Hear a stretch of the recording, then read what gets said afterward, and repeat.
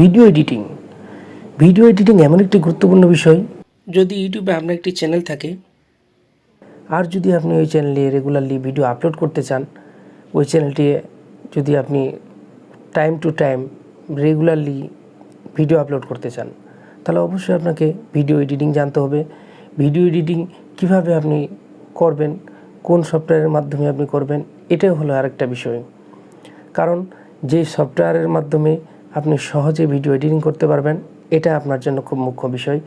কারণ video editing করতে গেলে অনেক সময়ের ব্যাপার। এখানে গ্রাফিক্সের অনেক কাজ রয়েছে, ইফেক্ট রয়েছে, সাউন্ড ইফেক্ট রয়েছে, ভিডিওটার যে মোশন, এই মোশন স্পিড এবং অনেক কিছু বিষয় এখানে জড়িত।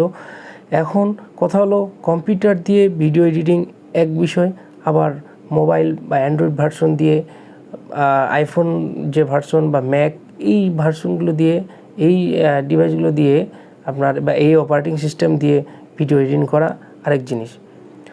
তবে এখানে কথা হলো কোন ডিভাইস দিয়ে, কোন ভার্সন দিয়ে, অ্যান্ড্রয়েড অপারেটিং ভার্সন দিয়ে আপনি সহজে ভিডিও এডিটিং করতে পারবেন, এটাই হলো মেইন বিষয়, এটাই হলো মূল বিষয়।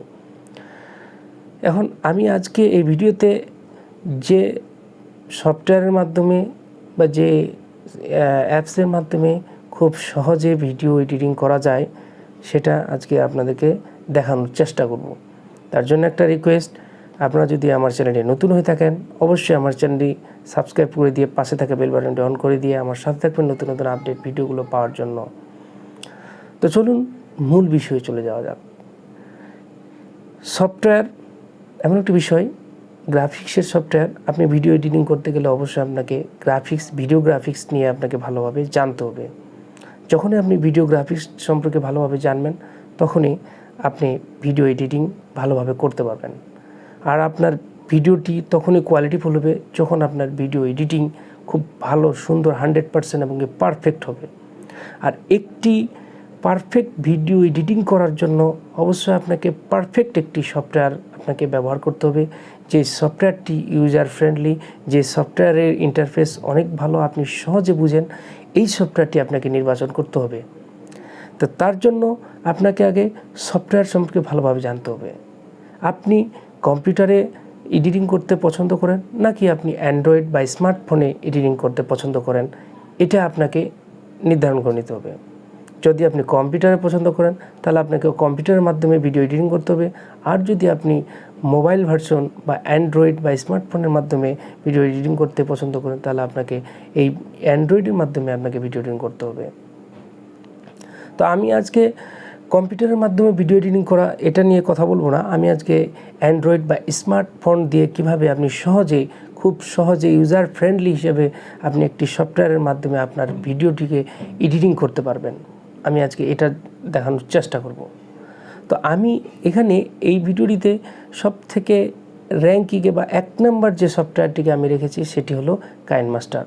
এটা আপনারা সকলেই জানেন যে KineMaster কতটা পপুলার এবং KineMaster কতটা ইউজার ফ্রেন্ডলি, KineMaster কতটা সহজে আপনি KineMasterের মাধ্যমে আপনি আপনার ভিডিওটিকে এডিটিং করতে পারবেন। গ্রিন স্ক্রিন থেকে শুরু করে ইফেক্ট, বিভিন্ন ধরনের ইফেক্ট এবং কি সাউন্ড ইফেক্ট, বিভিন্ন ধরনের সাউন্ড অ্যাডজাস্টমেন্ট, সাউন্ড সেটিং এবং কি ভিডিওর অনেক ধরনের বিভিন্ন ধরনের ইফেক্ট, বিভিন্ন ধরনের টেক্সট আপনি এই সফটওয়্যারটির মাধ্যমে অ্যাড করতে পারবেন। এবং এই সফটওয়্যারটির মাধ্যমে আপনি ইন্ট্রো, আউট্রো, এভরিথিং আপনি এই সফটওয়্যারের মাধ্যমে এডিটিং করতে পারবেন।